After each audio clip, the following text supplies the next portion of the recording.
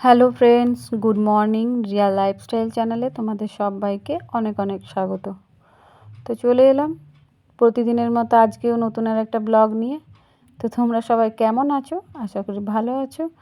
আর আমরাও ভালো আছি, সুস্থ আছি। তবে হঠাৎ করে যা গরমটা পড়ে গেছে, আর কিভাবে সুস্থ থাকবো বলো? এবারে তো এই তো মুশকিল হলো গরমের দিনে, মানে বাইরে বেরোলেও কষ্ট, ঘরের মধ্যেও ফ্যান চালিয়ে থাকা যায় না। যাই হোক, তাও তো সেই মানুষকে প্রতিদিনের নিজের নিজের কাজ সবাইকেই করতে হয়। তো এই যে দেখো সকাল হয়ে গেছে, আর আমি আমার ব্লগটা এখন থেকে স্টার্ট করলাম। তো তোমরা দেখতে থাকো, আশা করি তোমাদের দেখতে ভালো লাগবে। তো এই যে দেখো আমার শ্বশুরমশাই এখন রেডি হচ্ছে, আর আমার শ্বশুরমশাই এখন যাবে তোমার বাজার দিকে একটু। তো তো আমার শ্বশুরমশাই মানে নিজের কারণেই আজ এরকম হয়ে গেছে। তো কী বলো তো, মানে ব্যায়াম করলে হয়তো খুব তাড়াতাড়ি আরও বেশি ভালো হয়ে যেত। তো ব্যায়াম করার চেষ্টাও করে না বাবা। তো তার কারণে কি হয়েছে, বাঁ হাতটা না অনেকটাই ফুলে গেছে, আর বাঁ পাটাও হালকা হালকা ফোলে। তো বাবাকে যখনই ব্যায়াম করার কথা বলি, বাবা কিন্তু করতে চায় না। তো যাই হোক, চলো। এখানে দেখো আমার শাশুড়ি মা শাক নিয়ে বসে গেছে। তো কী বলো তো, বাড়ির শাক তো খেতেও ভালো লাগে। তো তোমার এই সকালের রোদটা মোটামুটি তাও একটু ভালো লাগে, কি হালকা হালকা ঠান্ডা ঠান্ডা হাওয়াও দেয়। তো দেখো সেই কারণে আমার শাশুড়ি মা এখানে বসে বসে মানে শাকটা কেটে নিচ্ছে। আর এই যে দেখো এখানে সেই তোমাদের 2-3 দিন আগে একটা ব্লগে তোমাদেরকে বলেছিলাম যে আমাদের ওভেনটা মানে একটু ডিস্টার্ব করছে, মানে আঁচটা ভালো হচ্ছে না আর কি। তো তার কারণে দেখো এখানে আজকে তোমার ফাইনালি আজকে আর কি তোমার ওভেনটা ঠিক করাতে এসছে, ঠিক করতে এসছে আর কি। তো যাই হোক, চলো। ওভেনটা ঠিক না করলে কি বলো তো, রান্নারও কষ্ট, মানে কত মানে ধিমি আঁচে রান্না করতে খুব কষ্ট লাগে। মনে হয় আঁচটা বেশি থাকলে কি তাড়াতাড়ি রান্নাটা হয়ে গেলে অন্তত মানে রান্নার দিকটার ঝামেলাটা চুকে যায়।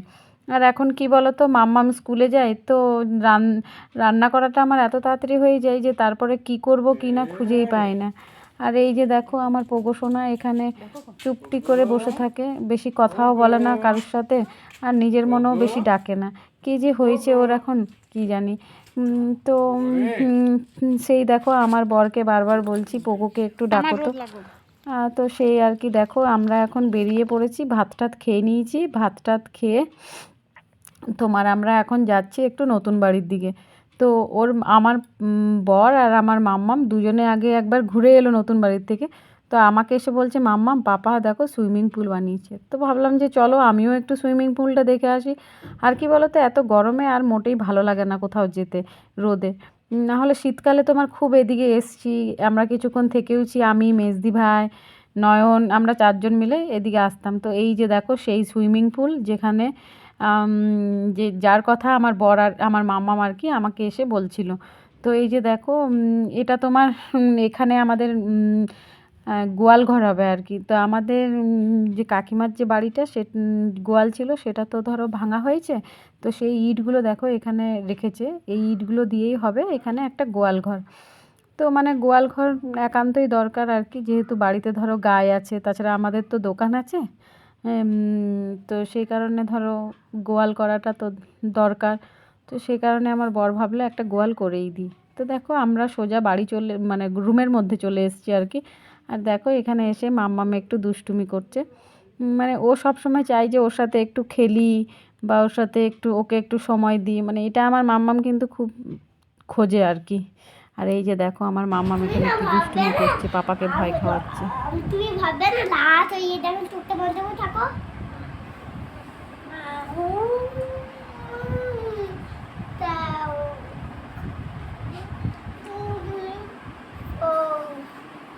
খাবো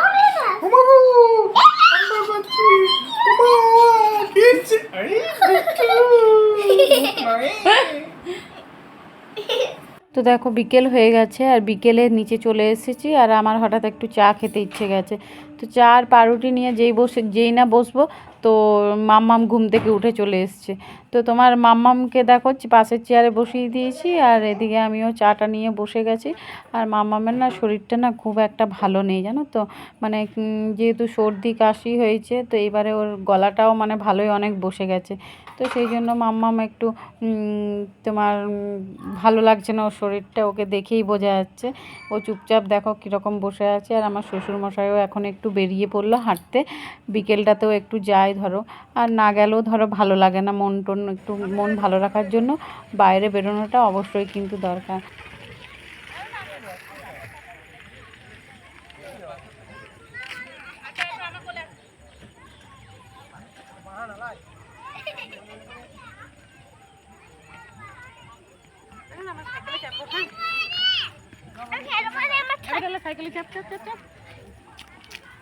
বেটু ড্রাইভার না বেটা, আস্তে আস্তে ইয়ে করবে, ওটা সেই ইয়েটা ভেঙে গেছে না, সোজা সোজা চলো। আস্তে আস্তে চলবি বেটা, নয়ন ভাইকে ধরতে পারে না।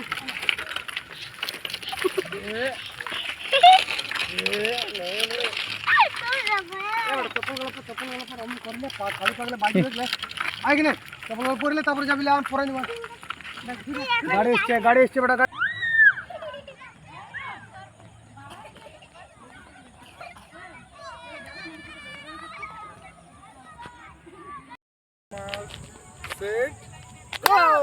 চলো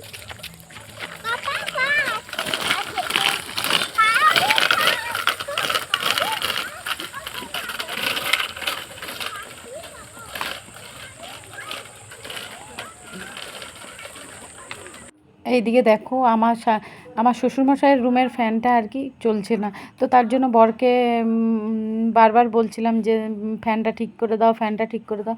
তো এই আমার বরের সময় হয়ে উঠলো ফ্যানটা ঠিক করে দেওয়া। তো একটা নতুন কনডেন্সার কিনে এনেছে, তো সেই কনডেন্সারটা আর কি লাগানোর চেষ্টা করছে।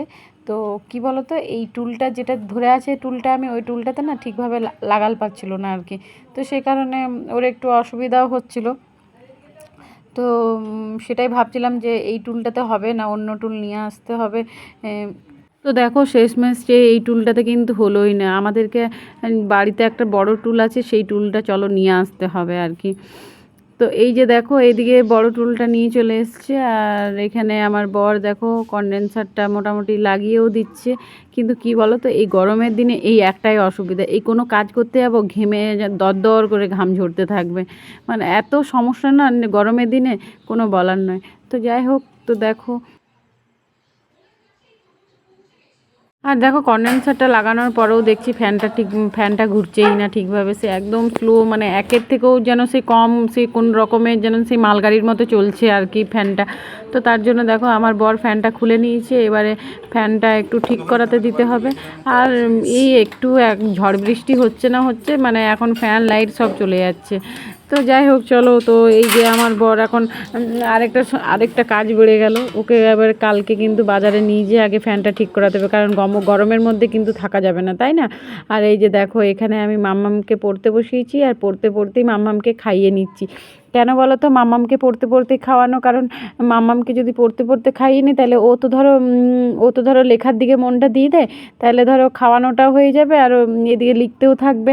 তাহলে আর আমাদেরকে ধরো সময় মতো আমরাও খেয়ে নিতে পারবো। না হলে কী হবে, মানে সেই মাম্মামকে খাওয়ানোর পরে সে অনেক রাত করে আমাকে খেতে হয়।